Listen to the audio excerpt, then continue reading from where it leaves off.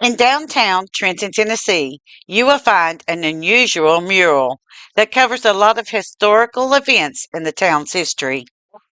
This mural covers everything from the foundation of Gibson County to the renaming of the town as Trenton, from the Civil War to the well celebrated Teapot Festival that takes place every year. And there are a few historical surprises, such as the purpose behind the closed curtains and as to why there is a talking donkey. We will be covering this mural in stages of history and topics to give each piece of Trenton's history the ample time that it deserves. As usual, we do not rush our stories due to our desire to be as accurate as possible in our videos and articles. Come along with us as we dive into the history of Trenton, Tennessee. All aboard the Kentucky Tennessee Living Time Machine.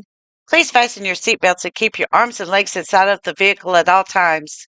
But to get going, we need your help. We still need to fire up that time machine to transport us. Please help us by clicking on the like, subscribe, and bell notification buttons down below. Not only does this fire up the time machine for our flight back in time, but it convinces the YouTube algorithm that we need a bigger vehicle to reach more people who love history as much as you do. Now, back to our story. The mural was painted by artist Les McDiarmid of Martin, Tennessee. The mural took 4.5 months to complete in 2012. The history of the mural was submitted by Fred Culp, who is a Gibson County historian. Downtown walking tours are available upon request. Gibson County is located in what was known at the time as, quote, Indian land, unquote. The legal occupants were the Chickasaw Native American Nation. The Chickasaw Secession was proclaimed on January 7, 1819. As part of this cession, all rights to the land of the Chickasaws were eliminated. This cession opened up the region to settlement by white settlers and speculators. The area was then considered part of Carroll County, Tennessee. It did not take long for the first log cabin to be built in the area by Thomas Fite. It was located just 8 miles or 13 kilometers east of what is now present-day Trenton. We have more about this in our Dyer Station or Dyer, Tennessee, small town with a big history, Part 1 video. Gibson County was named after Colonel John H. Gibson in October 1823. Gibson had unfortunately died earlier that year. This honor was bestowed to Gibson because of his service as a commissioned lieutenant in the Tennessee militia and also served during the War of 1812. He also served under Andrew Jackson in the Natchez Campaign in 1813, the Creek Wars of 1813, and the New Orleans Campaign, September 1814 through February 1815. He was a native to Bedford County, Tennessee. When the Tennessee state legislature voted to form Gibson County, they had to pick a spot for the county seat. At that time, there was a spot called Gibson Port. The little town had a trading post located there on a bluff on the little North Fork of the forked Deer River run by Thomas Gibson, who was the brother to Colonel John H. Gibson. By 1824, the county had 273,143 acres of taxable land.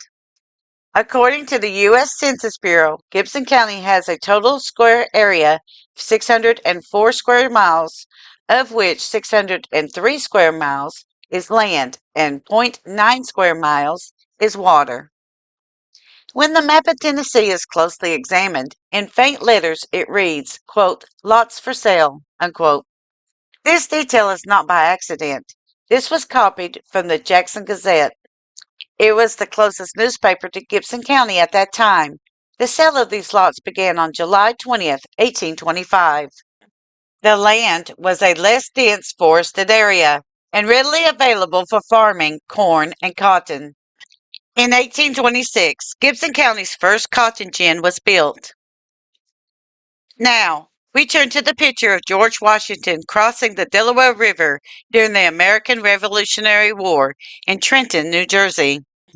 This event was one of the greatest victories attributed to George Washington during this war.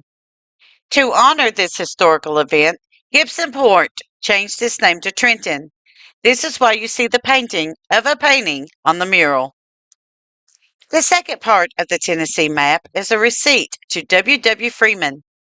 During the Civil War, Freeman supplied the Confederate soldiers at Camp Trenton an order of beef.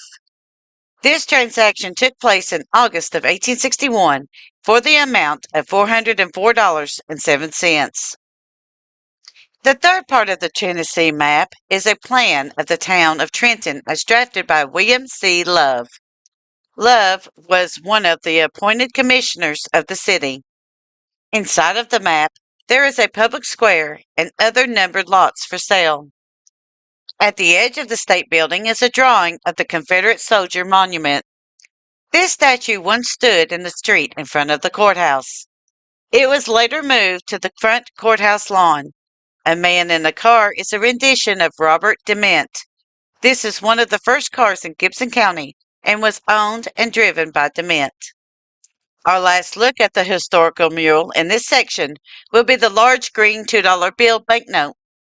This was issued by the Bank of Tennessee branch of Trenton. The bank was located on Eaton Street, which is just west of the courthouse square. While Kentucky Tennessee Living is not sure that any of these bills from the Bank of Tennessee of Trenton still exist or are considered part of legal tender today, it is fascinating that the United States Treasury Department still issues $2 bills and are still legal tender in the United States and can be found every once in a while in purchases and can be traded at your local bank. Today, Gibson County is host to 5 protected areas.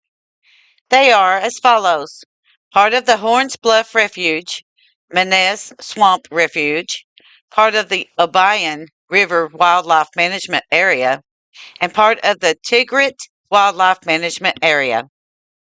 In next week's video, we will continue with a look at the Trenton, Tennessee mural and begin with the Teapot collection of Dr. Frederick Freed. Thank you. Kentucky Tennessee Living would like to thank you for watching our video series on the Trenton, Tennessee historic mural. Don't forget to hit that like button, as the more likes we receive, the more likely YouTube is to suggest our videos to other viewers. Also, to receive notice when we upload a new video, be sure to subscribe and click the bell notification button. Be sure to double check that you are subscribed, as some of our viewers are finding that they are no longer subscribed to our channel. We thank you for continuing to support Kentucky Tennessee Living as we are discovering the mysteries in Appalachian history.